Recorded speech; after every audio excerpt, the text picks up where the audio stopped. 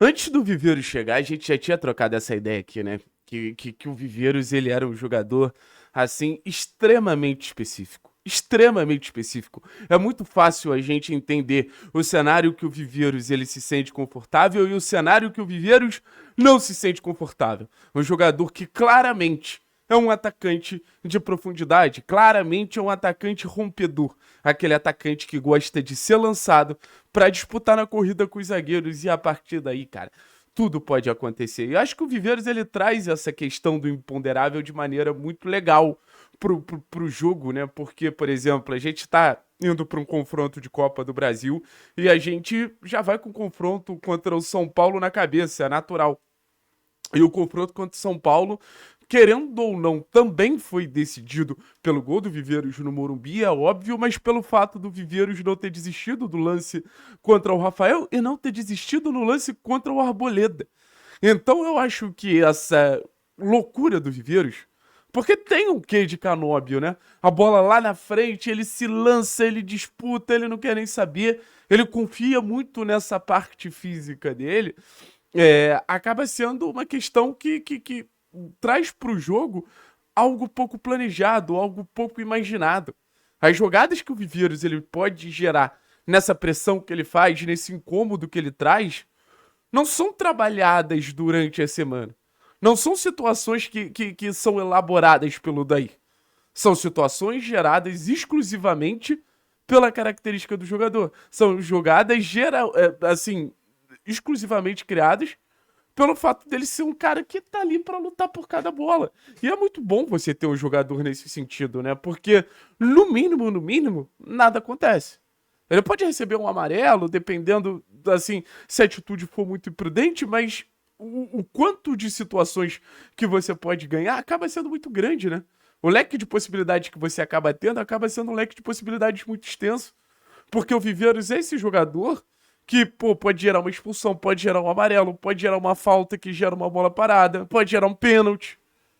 Então a gente vai para um confronto contra o Corinthians, de um sistema defensivo completamente instável ao longo da temporada, e eu vejo mil maneiras do Viveiros incomodar o Gustavo Henrique, que é um zagueiro muito alto, acho que para as disputas aéreas fica até irreal, até porque o Viveiros nesse cara é de povoar a área. Então, assim, sobra muito mais o tipo de jogada que é o Viveiros disputando corrida com o Gustavo Henrique. Ali eu acho que ele pode causar vários problemas contra o André Ramalho também. Um jogador que tem um histórico de falhas muito grande. Então, a partir do momento que o André Ramalho é pressionado, eu acho que esse histórico de falhas vem na cabeça e também disputando na corrida completamente inviável que você tenha ali uma disputa justa. O Viveiros está muito na frente dos zagueiros do Corinthians. Aí, se você for parar para pensar no sistema defensivo como um todo, pô, os laterais do Corinthians também não são grandes construtores. O Bidu pressionado, o Mateuzinho pressionado podem gerar o erro. Então, o Atlético pressionando a saída de bola do Corinthians, ou tendo só o fato do Viveiro estar ali circulando, incomodando, gerando o erro mesmo do adversário, pode gerar um leque de possibilidades. E como eu falei, assim, a jogada que o Viveiro se sente mais confortável, eu tenho dificuldade de ver o Corinthians neutralizando o Viveiros, sabe? Eu tenho dificuldade de ver o Corinthians sendo aquele time que, não, o Viveiros vai ser lançado em velocidade e o Atlético tem bons jogadores para fazer esse passe em profundidade e o Corinthians consegue controlar com facilidade. Acho que o Atlético vai encontrar várias situações a partir dessa corrida do Viveiros, que vai precisar se movimentar o jogo inteiro. Eu acho que a grande armadilha para o Viveiros não fazer um bom jogo é ele ficar na área parado disputando com os zagueiros. Esse não é o jogo do Viveiros. O jogo do Viveiros é um jogo de velocidade, de corrida, um jogo muito vivo, né? Que muita coisa acontece o tempo inteiro. Já acho que sempre quando o Viveiros ele faz esse tipo de aposta contra os zagueiros, o retorno é muito alto para o Atlético. Então o Atlético ele tem que saber usar o Viveiros. Como eu falei no começo do vídeo, é um jogador extremamente específico. É um jogador com características extremamente claras. Ele sabe. É um jogador que eu gosto muito do comportamento dele, principalmente em Copa, assim, sabe? Eu vejo o Viveiros sendo muito um jogador de Copa, porque é um jogador que ele gera muita coisa, né? E a gente sempre fala que os jogos de Copa são muito através dos detalhes.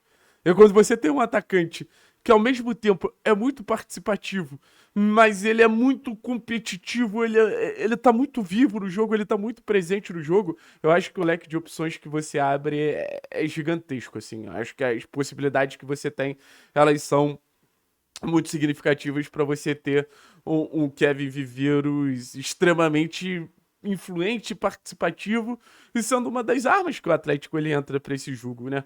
Porque até se a gente virar um pouquinho o jogo e pensar no ataque do Corinthians, o Guinegão, por exemplo, é um jogador que tem características próximas à característica do Viveiros, mas ao mesmo tempo o Atlético ele tem uma zaga mais rápida, o Atlético tem uma zaga que na teoria consegue controlar melhor essa mobilidade do Guinegão. A zaga do Corinthians é diferente. A zaga do Corinthians é uma zaga que vai ter extrema dificuldade de um ataque de tanta mobilidade como o Atlético, principalmente se a gente for para o jogo de transição. E quando a gente vai e fala e defende uma mudança de postura do Atlético optando por um jogo mais de transição, esse jogo de transição ele favorece muito o Viveiros, né?